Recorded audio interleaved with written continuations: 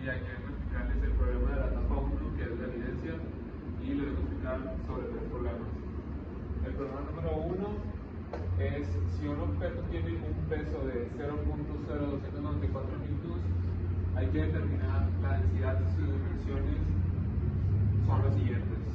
Y aquí está el objeto, el peso es 2 metros, 3 metros y 5 metros, el largo y el ancho. Viene siendo que el peso está relacionado, aquí está todo el peso, son 249 newtons, y está relacionado con la masa de miligramos. Entonces, pues aquí está.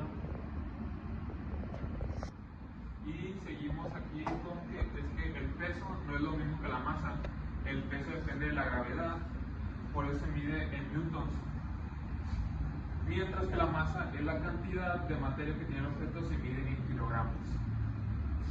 Entonces el primer paso es convertir el peso en masa, dividiéndolo entre la gravedad. Eso nos da en cuenta la masa que tiene realmente el objeto, que aquí está el objeto. Después se calcula el volumen, el espacio que ocupa. En este caso, como el dibujo parece un bloque rectangular, el volumen se obtiene multiplicando su largo, ancho y alto. Y ya con la masa y el volumen podemos saber la densidad, que básicamente te dice cuánta materia hay cierto en espacio. Por ejemplo, el CO tiene mucha masa, te dice cuánta materia hay en cierto cúbico, pero como a su poco espacio, su densidad es más alta, como el hierro. Si tiene poca masa y ocupa mucho espacio, su densidad es baja, como el aire o el corcho. Así que en resumen, el peso se convierte en masa, se calcula el volumen con las medidas, se divide la masa entre volumen, el resultado de densidad del objeto. La presión hidráulica, y aquí la fórmula utilizada la tenemos por acá. Aquí en el segundo problema que tenemos, hay que determinar la presión hidrostática a 10 metros de profundidad de un tanque de gasolina que tiene 5x4 por 10 1080 litros con las siguientes características. Las características de este tanque, aquí sus características: 10 metros, 1x3 por 10 metros. Aquí la profundidad viene siendo de 10 metros de densidad de gasolina, aquí la tenemos. Y en este caso la gasolina tiene una densidad menor que el agua, por eso la presión es un poco menor, como si fuera agua. Y también a 10 metros de profundidad se calcula la presión que ejerce la gasolina, que es de 53.000 pascales o 53 kiloscapes. Y eso significa que el líquido está empujando con fuerza sobre todo lo que está a 10 metros de profundidad, y esa fuerza es equivalente a unos 53 kiloscapes. Y saber la presión total, habría que sumar la profundidad. Y por último tenemos el problema número 3, que determina la masa de un cilindro de acero con las siguientes dimensiones. Tenemos la dimensión: 5 centímetros por 45 centímetros del cilindro, su radio, aquí, la altura, la densidad, el volumen del cilindro, relación de densidad, masa, volumen y sus características. En este problema se calcula el volumen del cilindro, que depende de su radio. Aquí está el radio, qué tan ancho, su altura, qué tan alto es. Aquí tenemos también la altura, 45 centímetros del cilindro. Una vez se sabe el volumen, se multiplica por la densidad del material, en este caso lo del acero, e indica cuánta masa tiene por cada unidad de volumen. El resultado es la masa total del cilindro. Tenemos, en este caso con el mes que dieron, 5 centímetros de radio y 45 centímetros de alto. La masa resulta ser aproximadamente 27.7 kilogramos, lo que tiene sentido porque el acero es un material muy denso. Está 22 grados. Si la calentamiento, no. ¿Cuál será la longitud de la varilla de una temperatura de 1.221 grados? El aumento no es muy grande, pero se puede calcular con una temperatura que usa el largo origen. Se cambia de temperatura y una constante que indica cuánto se alarga el hierro. Al hacer el cálculo, la barra aumenta unos 0.012 metros, entonces su nueva longitud es 500 Calcula el incremento de un volumen en un volumen de milímetros de mercurio cuando cambia su temperatura de 9 a 34 grados. Se usa una forma parecida, pero en vez de largo se usa volumen inicial.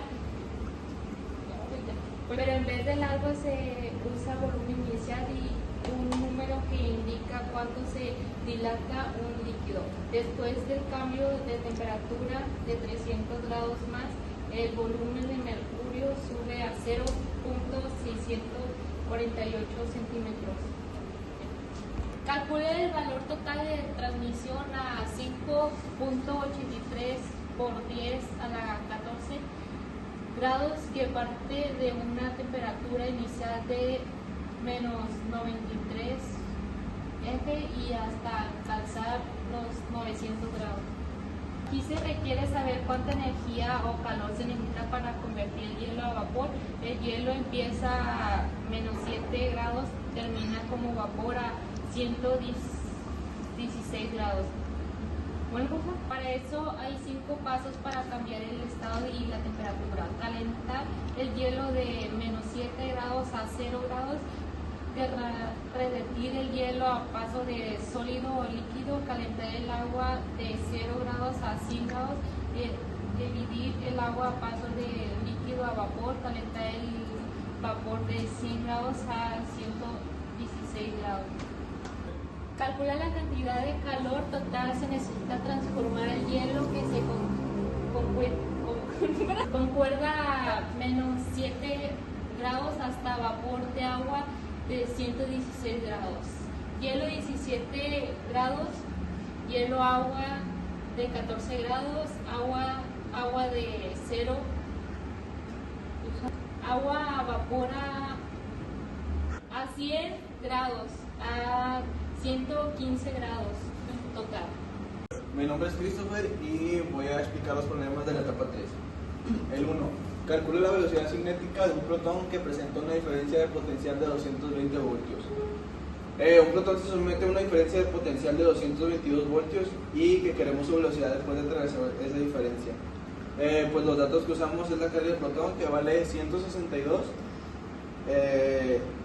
es decir, 1.602 por 10 a la menos 19 de Coulomb.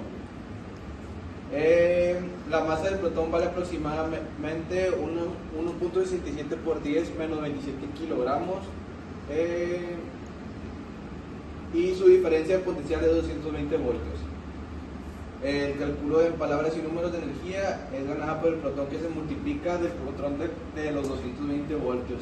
Eso aproximadamente es 3.524 por 10 a la menos 17 joules. El 2. Calcula según la ley de ambos datos faltantes de los siguientes circuitos. Para pasar esta energía se usa la relación entre energía, movimiento y masa. En palabras, se toma el doble de energía ganada y se divide entre la masa del protón y el resultado que obtiene la raíz cuadrada. El doble de energía es aproximadamente 7.04 por 10 a la menos 17 joules.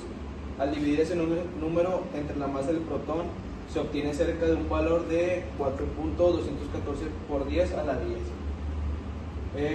que viene siendo metros por cada segundo al cuadrado. La raíz cuadrada de ese valor es de la velocidad. El número 3. Calcula la fuerza de difusión de las siguientes distribuciones de carga. La velocidad del protón es aproximadamente entre 205 y 300 metros por segundo, que también se puede describir 2.05 por 10 a la 5 metros sobre segundos. Su sentido de movimiento, como el protón es positivo, se moverá hacia la región de menor potencial eléctrico al ganar energía. Esa velocidad es bastante menor a la velocidad de la luz, por lo que es correcto usar las fórmulas no relativas que vienen siendo estas. Hola, buenas tardes. Soy Gael Ríos Barbosa y voy a presentar el resumen de la etapa 3. En la dimensión 2, que se llama movimiento ondulatorio, en esta dimensión se estudia cómo se propagan las ondas y qué características tienen. Las ondas son vibraciones o perturbaciones que transportan energía de un punto a otro sin mover materia. Pueden ser mecánicas como las del agua o del sonido, o electromagnéticas como la luz.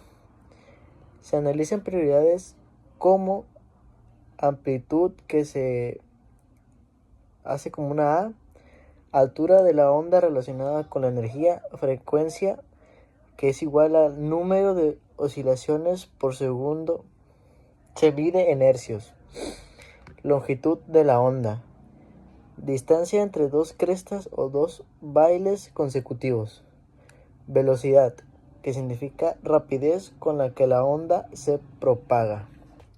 La dimensión 3 se llama acústica. En la dimensión 3, aquí se aplica el movimiento ondulatorio al sonido, que es una onda mecánica longitudinal. El sonido necesita un medio como el aire, como el agua o como sólidos para poder propagarse, y su velocidad cambia dependiendo de este medio.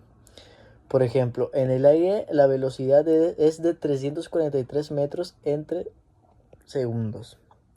En el agua es de 1500 y en el acero es de 5000. También se estudian características como el tono, que es igual, depende de la frecuencia, agudo o grave. Intensidad, que también depende de la amplitud, fuerte o débil. Y el timbre distingue diferentes fuentes sonoras, como la voz y los instrumentos. Por último, la dimensión 4. Esta dimensión se centra en las ondas electromagnéticas, especialmente en la luz. Se busca explicar cómo las ondas de la luz proceden fenómenos ópticos, como la reflexión, que es cuando la luz rebota en una superficie. La refracción, cuando la luz cambia de dirección al pasar de un medio a otro. Difracción, que es cuando la luz se curva al pasar por una rendija. Y la interferencia, que es dos ondas que se combinan y producen zonas de refuerzo o cancelación.